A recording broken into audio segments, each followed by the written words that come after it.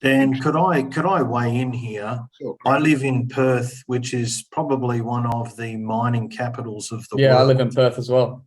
Oh, you live in Perth too? Well, Yeah. mate, what I see is the mining industry do not care about the environment at all, Mm-mm. and they have no respect for water.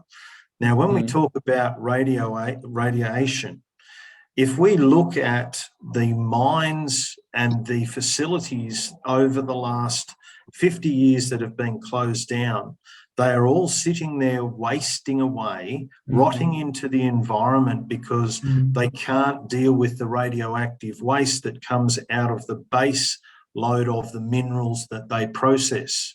And we've actually found a way to deal with this with Iluka, which is the biggest mineral sands company in the world. We've actually done a proper working trial with this.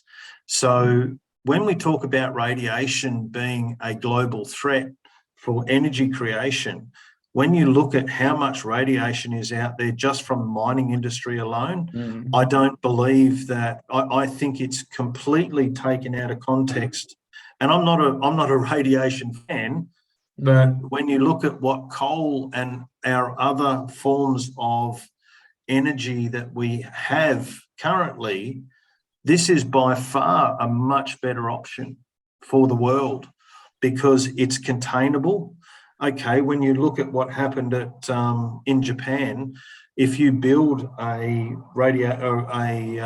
plant that is in a zone where you are going to get such a big flush of water and you put all of the energy source under the water line, well, that's bloody stupid. And that's why we ended up with that disaster. And then when you look at, well, that was Fukushima, and then you look at, but France have managed nuclear waste or nuclear energy very well for a very long time. And the UK is now investing heavily in it. So we can't keep going with coal. It just has to stop. Especially for that base load, which is the one that we rely on most.